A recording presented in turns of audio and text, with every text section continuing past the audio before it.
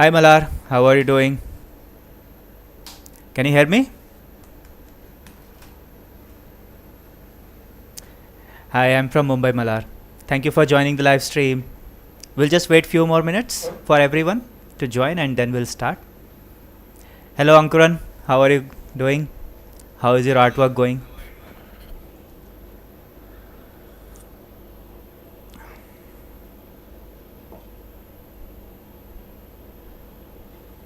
Okay, good. Audio, video both are working.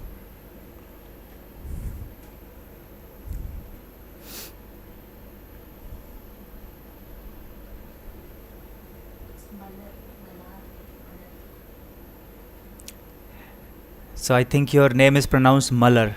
Sorry for mispronouncing your name. My wife just corrected me. She's from that region.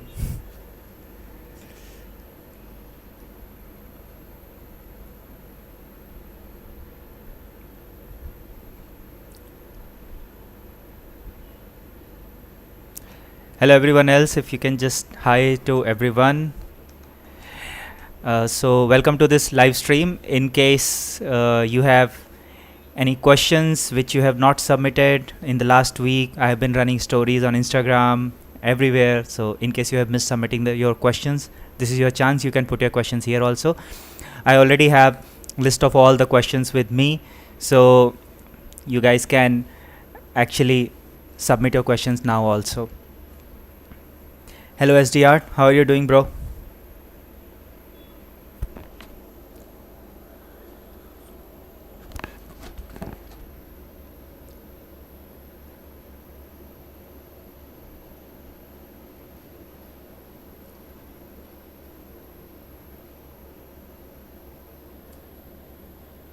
So just wait 2 more minutes and then we'll start.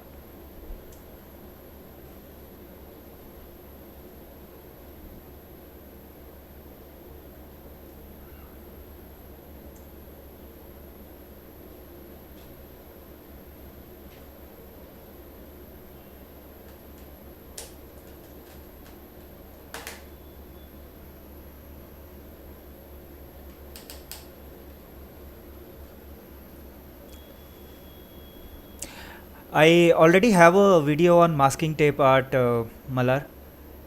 I think I have done one portrait, just one portrait. I meant to do more also, but just never got around to doing it. Got stuck in many new projects, but I'll definitely do another video on that. So not to worry about it. It's on my to-do list.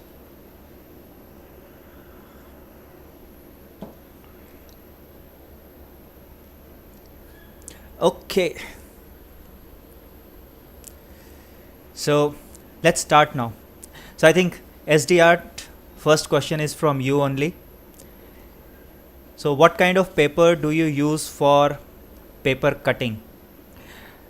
Specifically, okay, so if I remember correctly, when I started doing the paper art at that time, I just used to make use of the regular photocopy printer paper because it was just for practice. But later on, as I explored many more areas of paper cutting, I came to know that you need different kind of paper for different kind of paper art. But if you are just asking for regular paper cutting, cutting out designs, making mandalas or any other paper cutting design, then in that case I would use max to max 100 GSM paper and nothing more than that, because it's for practice, right? Unless you are trying to gift somebody something, then in that case you can try for better quality paper like bond paper or higher GSM paper. But otherwise, for practice and for regular paper cutting, I think your regular photocopy printer paper 100 GSM or something along that lines is more than enough to help you.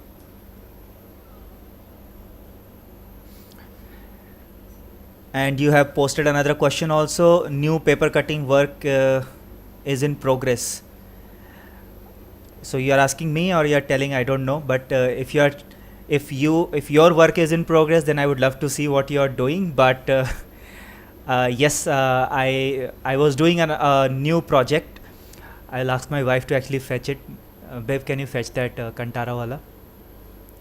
So I'll show you guys what I've been doing. It's been one of my pet projects for quite some time. I call it a transformation portrait, wherein one portrait gets converted into another portrait depending upon from what angle you are viewing. But I have never seen anybody doing it. So as far as I know, I'm the first one to do it. So guys, here is what I've been doing. So if you look at it from one angle, you will see something else, and if you look at it from another angle, then you will see something totally different. So it's like two different portraits in a single photo frame. So this has been my new pet project. I'm trying to perfect this still, but it's a work in progress. So there are still some few things that I need to figure out, but more or less that's a work in progress that I need to perfect a little bit more. Okay, so coming to the next question, which is again on type of paper for paper cutting. This is by Nicole Parades, and the question is, what kind of paper is better for kirike or paper cut art? So this is specifically for paper cutting, so not for other forms of paper art. So if you are talking just about paper cutting design, I think 200 GSM textured paper is the best paper for that, because it gives a very nice feel once the design is out, and also it gives a little bit strength to the paper. So 200 GSM is what I would suggest if you are going specifically for kirike or paper cut art, and not for other forms of paper art like low poly or 3D paper art or light box. So in that case, you need that kind of paper. Next question is, I believe, is from Ankuran. And Ankuran has just posted another question. When will the tutorial come out for this new form of art? Okay, so this transformation portrait, I will be posting tutorials soon, now that I have more or less perfected the methodology for it. So you will get a tutorial soon, most probably in the next week. And this question is also, I think, from you only: how to avoid tip of knife from breaking during paper cutting. Okay, I think that's a problem that a lot of people are facing. So here's a knife in my hand, and if you see that currently this tip is intact, and I've been using this for almost I think 4 or 5 days now. But if you want to avoid breaking the tip of the knife, first of all, you cannot always avoid it. There will come a time that it will definitely break, it will wear and tear. But mostly when you do cutting, the tip of the knife gets embedded into your mat. So and when you try to turn the knife while it is embedded into the mat, it will break. So you have to be sure that you are not turning the knife while you are doing the cutting. Rotate your paper, and then you move your knife, because that's the point where most of the time the knife will break. Also, if you are working with a very thick paper, no matter what you do, the knife tip is going to break. So you have to be careful about that also. Okay, now next question is an interesting one. Efficient way to convert images to paper cutting templates, and this is from Ashwarya Rams, and I have got a lot of questions from her, so on string art also. So this is the first question from her: efficient way to convert images to paper cutting templates. Okay, so there are a lot of softwares, online utilities, and a lot of stuff available. You actually don't need to spend any money to convert your images into paper cutting templates. I've already posted a tutorial, in fact many tutorials on my channel, wherein you can convert images into portraits, scenery into portrait templates, paper cutting templates. So there are many such free websites available. Also there are softwares like Inkscape, Photoshop, and few other softwares on which you can do. In fact, a humble application of Microsoft PowerPoint can also do the same thing for you if you know your way around the application. But I would not suggest to go for any paid softwares like Photoshop. You can easily do it in free softwares like Inkscape and online utilities. So please visit my channel, look at the videos. There is a specific playlist for that, portrait paper cutting, where you will find a lot of videos on how to convert your images to paper cutting templates. I hope this answers your question. Now this is a question that somebody asked me recently, not as part of my story that I was running, but somebody asked me and I thought that I would pick it up. So what should be the ideal depth of the frame for a light box? Okay, so normally when you are making a light box, the ideal depth should be at least 1.5 inch, because you need to keep a distance between the light setup at the back and and then the layers at the front. So always keep that distance, because otherwise otherwise what will happen is that due to the heat of the light, the chances are that paper might get affected. If there is a trace paper, it might burn also. So it's important that you maintain that distance. So go for minimum 1 inch to 1.5 inch for that depth of the shadow frame in which you are housing your lightbox template. Next is from Roman Regins, how to make template of a mandala. First of all, I don't think that I have ever made a template of a mandala for any cutting, because there are so many free mandalas already available on the internet that I really don't need to make a template. But if you really want to make your own template for mandala, there are website available. For example, there is a website called mandalamaker.online, which will allow you to create your own mandala. They will have certain artistic elements present which you can arrange around the mandala. You can define how many segments there are going to be in your mandala, and you can create your design. Also, Inkscape software, which is a free software again, has another utility which allows you to create repetitions of the same designs, which ultimately result in a mandala. So these are the different ways in which you can create a mandala. I don't have a tutorial on it on my channel, but I suppose I can create one for this also, because that's a interesting question that normally we don't talk about how we create mandala, because there are already so many mandalas available on the internet, but there are ways to do that. I will definitely make a video for this also.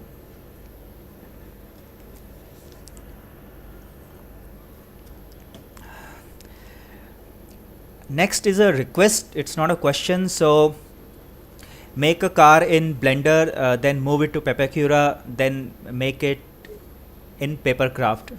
Specifically requested for Tata Safari brand. This is from VIP Tech, YouTuber. So say hi buddy, I have got your request multiple times. I'm just not getting enough time to practice in Blender before I can actually post a video on it, and I don't like posting half-baked videos. So first I would like to learn it properly, and only then I would post it. Sorry for the delay, but maybe next year I'll definitely try to make it, but I cannot commit a timeline right now. So yeah, it will take some time, but I will definitely get around to it. Okay, so this next question is something that I have been getting asked a lot of times on my Instagram, Facebook, YouTube, and I think it's a question that is kind of common for all the artists out there who are selling their products. So the question is that how do you price your string art and paper art? Now I would not go into actually how much you should charge, because that's your personal decision, but what I would suggest is that I would give you a methodology on how you should arrive at a cost. So obviously when you make something, there will be some materials involved in it. So the first thing that you should do is that you should total sum up all the material cost. So that much, so definitely you need to charge, because you need to get back the money that you have spent in the materials. Then depending upon how much you want to pay yourself for every hour of work that you have put into that creation, in that case let's say that you want to pay yourself 100 rupees an hour, and you have spent 5 hours making that particular art piece. So 500 rupees for that, let's say another 600 for the materials that you have spent. So 1100 is the minimum that you should charge. Now don't go charging too much, like 1000 rupees per hour or 2000 rupees per hour for your effort. It's completely your discretion how much you want to charge, but you need to recover your material cost and you need to recover the cost that you have spent for the time. So this is the minimum that you need to recover. After that, anything extra that you charge is your profit. And if your customers are willing to pay for it, then well and good. If your customers are not willing to pay for it, then you might need to reduce your cost. So that's how I arrive at a costing. And sometimes I get to earn more profit, sometimes not so much profit. So it depends from customer to customer also. And if something is very unique, you have an opportunity to charge more, but if something is very common, then you cannot charge that much also. So that's the pricing methodology that I believe everyone should follow, and it keeps the price consistent also. I have a question in chat from Rahul Panchal. Hey, hi buddy. Have you ever used glass base instead of cutting mat for paper cutting? So I have not used glass base, but initially when I started, I used to cut on the floor, the tiled floor, which more or less acts like a glass only. But my experience is not that good, primarily because the glass or the floor will make the tip of your blade blunt very quickly, and mat also does that. There is no going around it. The tip of the blade gets blunt very quickly. You need to change your blades quite often. But I'm not comfortable with glass base or the this floor or wooden base, primarily because it puts a lot of strain on my fingers, because the surface is very hard. There is no cushion to the tip of your blade, so I try to avoid it. Once I shifted to the PVC paper cutting mat, I don't think that I have ever cut on any hard surface. It is stressful to my fingers, and I do a lot of paper cutting, so I try to avoid cutting on hard surfaces. But it's a personal choice. If that's comfortable for you, you can definitely go for that. Okay, next question is, in what direction numbering is done on a string portrait? So I think this is mostly for the circular string portrait, that the video for which I have posted on my channel. So I have a base with me. So if you see that, this is a MDF board. These are the boards on which I create my string portrait. So if I have nails all around like this, and here is the nail number, if I have nails all around like this, and here is the nail number 0, then I'll start numbering like this: 0, 1, 2, 3, 4, 5, 6, 7, 8, 9, 10, and move in the clockwise direction. Because if you don't move in the clockwise direction, your final image will flip. For example, if the person is looking this side and you have numbered like this, then the final image will come with the person looking this side. So you don't want that. You want the image to be exactly as it was. So you number in the clockwise direction: 0, 1, 2, 3, 4, and so on. So that's the sequence of numbering that you need to follow. Let me put it down. So I hope this answers your question on how to do the numbering on the string portrait.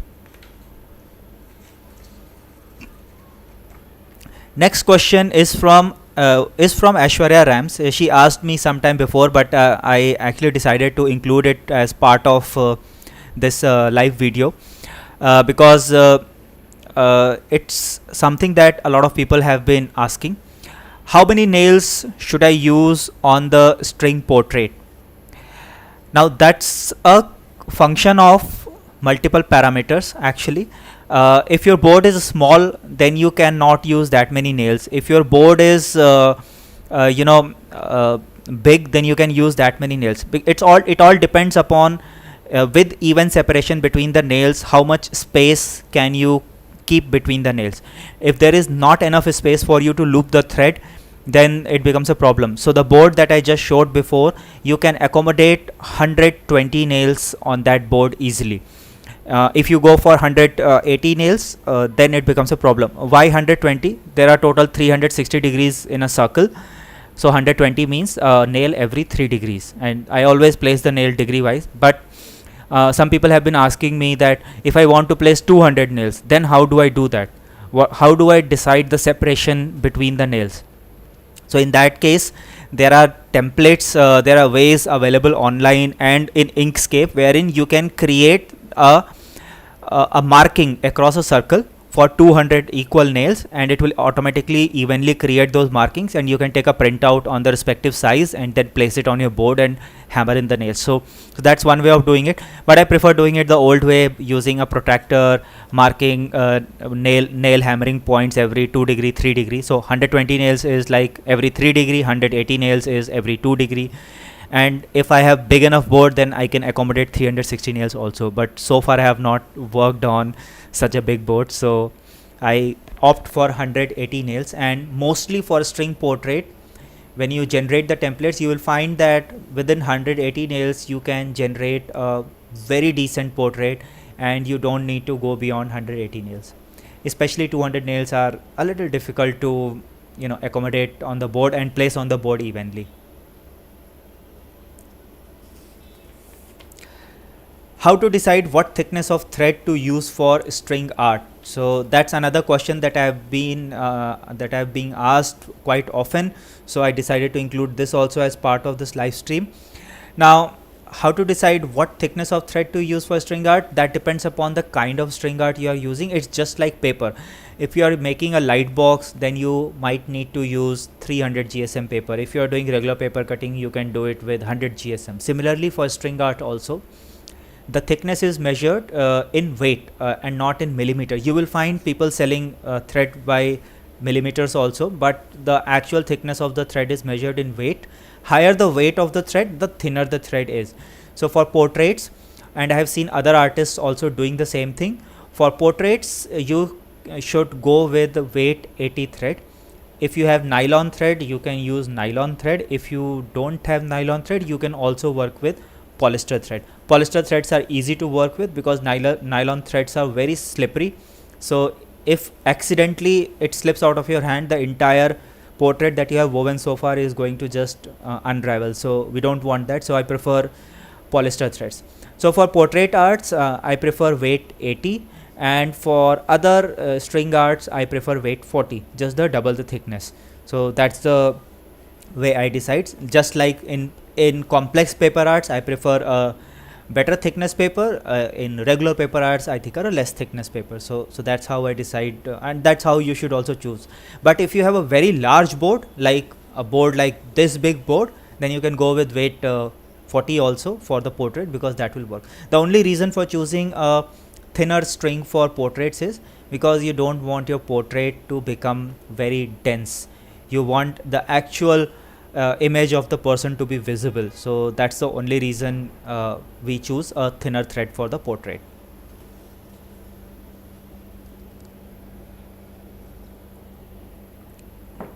That's another question that Aishwarya has asked recently. What should be done if the thread gets broken in the middle of a string art? Now that's a problem that I think a lot of you have faced. So two solutions to it. If you are making it just for your own consumption, then in that case you can just tie a knot and continue, trim off the excess thread on the knot so that it's not visible or overly visible.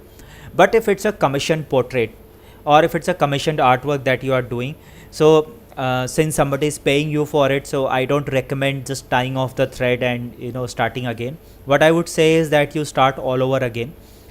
But if after tying the knot it is going to get covered by other threads later on in the design, you can proceed by tying the knot and doing it, but ultimately it's your choice. Most of the artists that I know who are doing the string art or who are actively doing the string portraits, if the thread breaks in between or they run out of the thread, they start the portrait all over again. So it's a personal choice at the end of the day how you want to do it. Guys, you can keep asking questions in the chat also. I am taking questions from the chat, so in case you have any questions, anything you want to ask, anything you have confusion over, please feel free to post your questions in the chat and I will answer them happily. That's question. Next question is from Roman Regens, and that's another question that everybody has been asking me recently. How to do colored string portraits? Unfortunately, there is no tutorial that I could find anywhere on how to do colored string portraits. In theory I know how to do it, but whenever I have started or tried to do it practically, it has always backfired. It has not worked out. So I'm still figuring it. It might take few months for me to figure it, and then I will definitely post a tutorial, just like I posted for regular string art, for which also I couldn't find any detailed explanation. So I decided to make a video on it, and I'm definitely going to make a video on the colored string also, because once again I'm not able to find any tutorial on the colored string, and I would love to make a detailed video on it. The process of making the portrait will remain the same. I think the challenge is in how you design the template for it, the numbers that the different colored string need to follow. That's where the problem lies. I have tried multiple apps on Android and multiple websites, but so far nothing has worked out. Once it works out, you guys will be the first one to know how to do it. I will definitely post a tutorial on that also. And this is the last question from Ankuran. So he's asking, sir, tell us about your journey from 0 to 7k subs. Love from Assam. Thank you so much, Ankuran, for the love from Assam, and thanks everyone for all the love and support. That was the last question I had collected. So it's been a fun journey.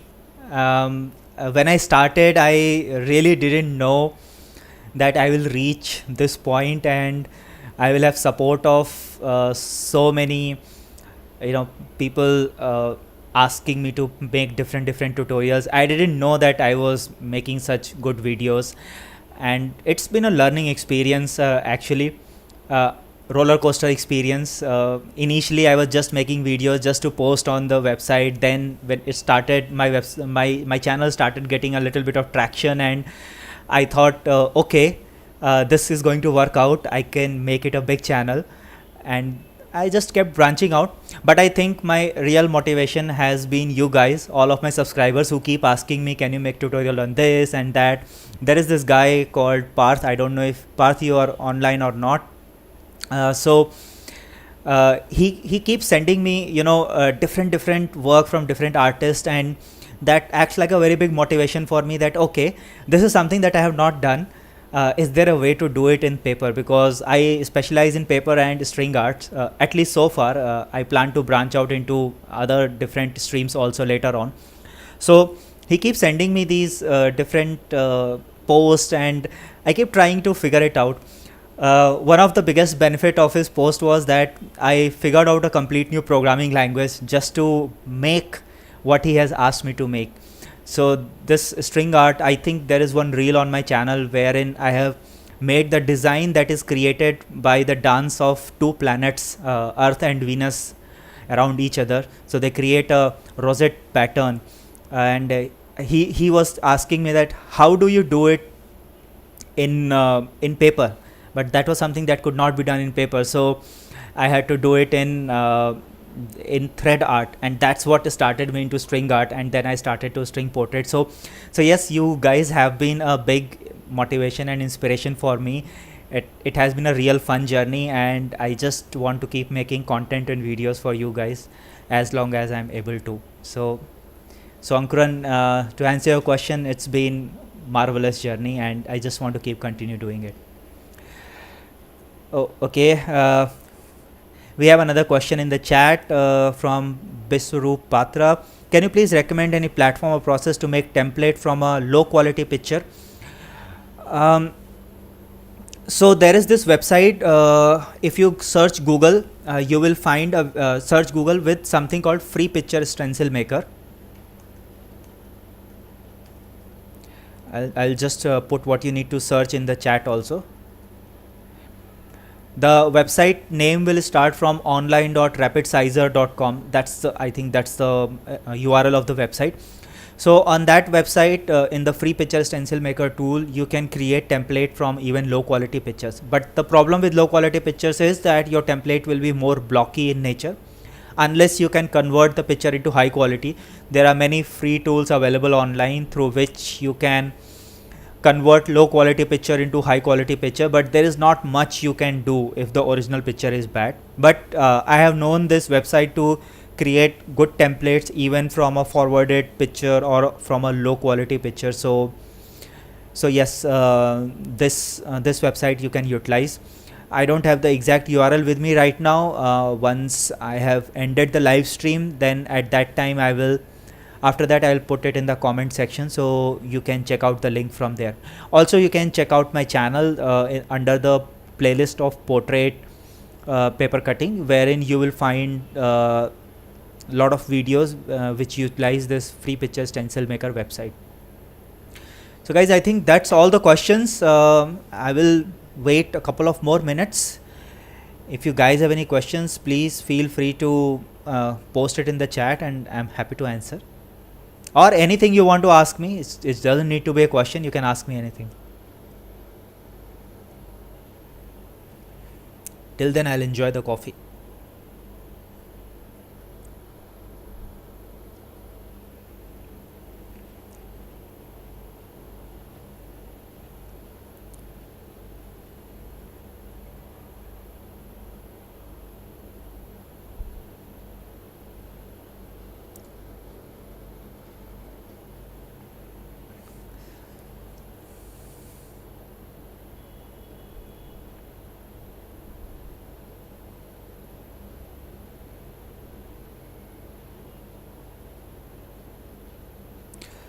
Okay guys, thanks for joining everyone.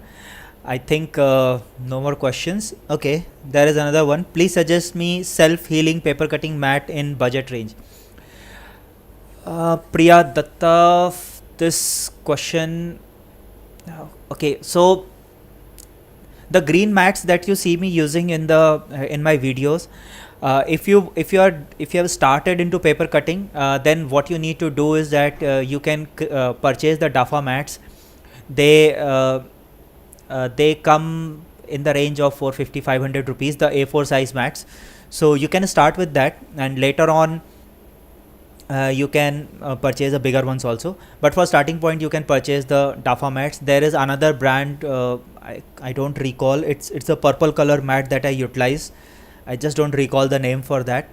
So you can you can also purchase that also. That's also cheap. But any PVC paper cutting mat, any good quality paper cutting mat, you cannot get very cheap. You'll have to spend, I think, minimum 500 rupees to get a good quality paper cutting mat. So, and you'll find it online on Amazon, so you don't need to actually go to a craft shop to purchase it. I hope that answers your question, Priya.